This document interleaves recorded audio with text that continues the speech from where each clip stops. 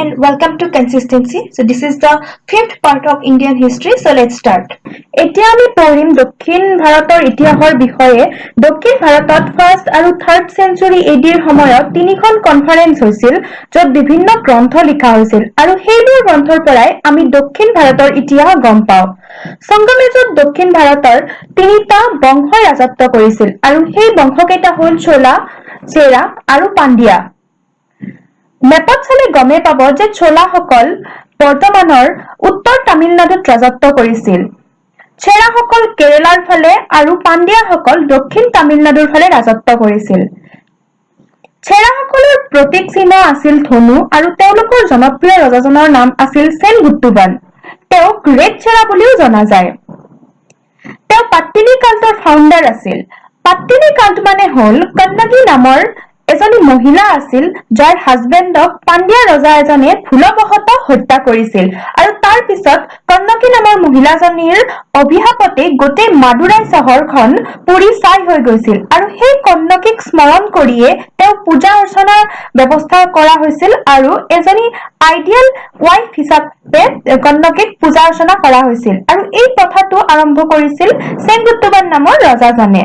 ইয়াৰ পিছত আহিল চোলাসকল। তেওঁলোক ৰাজত্ব কৰিছিল তামিলনাডুত আৰু চোলা ৰজা ইলাৰাই শ্ৰীলংকাক আক্ৰমণ কৰি জয় কৰিছিল আৰু তাত 50 বছৰলৈ ৰাজত্ব কৰিছিল। কাৰিকালা নামৰ এজন মহান চোলা ৰজাই 160 কিলোমিটাৰৰ এটা বান্ধ কাবেৰী নদীৰ সমীপত বনাইছিল বানৰ পৰা পৰিত্ৰাণ পাবলৈ আৰু এই কামটো কৰা হৈছিল 12,000 শ্ৰীলংকাৰ মানুহৰ দ্বাৰা যিসকল চোলা ৰজাৰ দাস আছিল। ইয়াৰ পিছত আহিল পাণ্ডিয়া বংশ। পাণ্ডিয়া বংশ আছিল তামিলনাডুত আৰু মেগাস্থেনিছৰ ইণ্ডিকা নামৰ গ্ৰন্থখনত পাণ্ডিয়া ৰাজবংশৰ কথা উল্লেখ আছে আৰু ইয়াৰ মতে এই ৰাজ্যখন মুকুটৰ কাৰণে বিখ্যাত আছিল।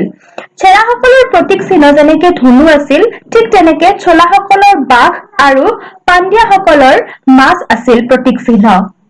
ইয়াৰ পিছত আমি সংগম লিটাৰেচাৰৰ কথা যদি চাওঁ, সংগম শব্দটোৰ অৰ্থ হ'ল একেলগ হোৱা। আচলতে তামিল সাহিত্যিকসকলে তিনিবাৰ একগোট খাইছিল সাহিত্য চৰ্চাৰ উদ্দেশ্যে আৰু এই তিনিখন সভাকে সংগম কনফাৰেন্স বুলি কোৱা হয়। এই সভাত সৃষ্টি হোৱা তিনি প্ৰকাৰৰ সাহিত্য হ'ল ব্যাকৰণ, কবিতা আৰু মহাকাব্য। হিষ্টৰিয়ানসকলে কয় যে এই তিনিখন কনফাৰেন্স 10,000 বছৰৰ ভিতৰত হৈছিল আৰু 6,598 জন কবিয়ে ইয়াত অংশগ্ৰহণ কৰিছিল। এই সাহিত্যসমূহে আমাক সেই সময়ৰ অৰ্থনীতিৰ বিষয়েও অৱগত কৰায়। সেই সময়ত কপাহী কাপোৰৰ উদ্যোগ বহুত ডেভেলপ হৈছিল আৰু ইয়াৰ প্ৰধান কেন্দ্ৰ আছিল উৰায়ুৰ। উৰায়ুৰ হ'ল চোলা ৰাজ্যৰ ৰাজধানী। ইয়াৰ উপৰিও ৰোমান কইনছ পোৱা গৈছিল, য'ৰ পৰা এইটো অনুমান কৰিব পাৰি যে সংগম পিৰিয়ডত ৰোমান ব্যৱসায়ীসকলৰ লগত মানে ৰোমৰ লগত বেহা-বেপাৰৰ সম্পৰ্ক আছিল। সংগম পিৰিয়ডৰ ফাৰ্ষ্ট সংগমখন হৈছিল মাদুৰাইত আৰু অগস্ত্য ঋষিৰ তত্বাৱধানত এই প্ৰথম সভাখন হোৱা বুলি কোৱা হয়। কিন্তু কোনো কিতাপ বা তেনেকুৱা একো সাহিত্য এতিয়ালৈকে পোৱা হোৱা নাই। দ্বিতীয়খন কাউন্সিল হৈছিল কপাদাপুৰমত আৰু এই সভাত প্ৰথমখন তামিল গ্ৰামাৰৰ কিতাপ লিখা হৈছিল। এই কিতাপখনৰ নাম আছিল তোলকাপ্পিয়ম, মষ্ট ইম্পৰ্টেণ্ট, আৰু তোলকাপ্পিয়ম নামৰ ব্যক্তিজনৰ দ্বাৰা এই কিতাপখন লিখা হৈছিল আৰু এই সভাখনো অগস্ত্য ঋষিৰ তত্বাৱধানতে হৈছিল। তৃতীয়খন সংগম হৈছিল মাদুৰাইত নাক্কিৰৰ নামৰ এজন তামিল কবিৰ তত্বাৱধানত হৈছিল এই তৃতীয়খন সংগম আৰু এই সংগমখনত বহুত সাহিত্য লিখা হৈছিল যদিও এতিয়া খুব কম সংখ্যক সাহিত্যৰহে অৱশেষ বিচাৰি পোৱা যায় বৰ্তমান। ইয়াৰ পিছত আহিল সংগম এজৰ ৰাজ্য ব্যৱস্থা। সেই সময়ৰ ৰজাসকলক সহায় কৰিবলৈ 5জনীয়া গ্ৰুপ এটা আছিল আৰু এই গ্ৰুপটোত মন্ত্ৰীকে ধৰি পুৰোহিত, সৈন্যৰ মুৰব্বী, ৰাজদূত আৰু চোৰাংচোৱা আছিল। ভূমি ৰাজহ ব্যৱস্থা আছিল ৰজাৰ উপাৰ্জনৰ মুখ্য আধাৰ। ইয়াৰ পিছত আহিল সংগম পিৰিয়ডৰ ৰাজ্যবিলাকত থকা সামাজিক ব্যৱস্থাৰ কথা। তোলকাপ্পিয়ম নামৰ যিখন গ্ৰামাৰৰ কিতাপ ছেকেণ্ড সংগম কাউন্সিলত ৰচনা কৰা হৈছিল, সেইখনত অনলি গ্ৰামাৰে নাছিল, তাৰ উপৰিও কিছু সেই সময়ৰ ছচাইটিখনৰ বিষয়েও উল্লেখ আছে আৰু তোলকাপ্পিয়ম মতে ছচাইটিখন 4টা কাষ্টত ভাগ কৰা আছিল। তাৰ ভিতৰত আৰাচাৰ মানে হ'ল ৰজা বা শাসন কৰা ক্লাছটো। নৰ্থ ইণ্ডিয়াত যিটো ক্ষত্ৰিয় বুলি কোৱা হয় সেইটোৱে।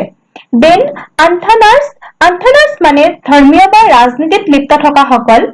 তাৰপিছত বাণিগাৰ্ছ যিয়ে বেপাৰ বাণিজ্য কৰে নৰ্থ ইণ্ডিয়াত বৈশ্য নামৰ কাষ্টৰ নিচিনা, আৰু দেন ভেলালাছ যিয়ে কৃষি কৰ্ম কৰে লাইক শূদ্ৰ ইন নৰ্থ ইণ্ডিয়া।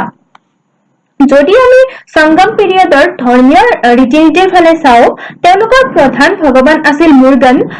কিছুমান ষ্ট'নকো পূজা কৰা হৈছিল ভগৱান আকাৰে।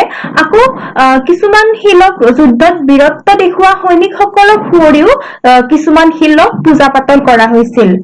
সংগমেজত মহিলাসকলৰ স্থানৰ বিষয়ে ক'ব গ'লে বহু মহিলা কবি যেনে অবৈয়াৰ, নচ্চেলিয়াৰ, ককপদিনিয়াৰ আদিয়ে তামিল সাহিত্যত যথেষ্ট অৱদান দি গৈছে।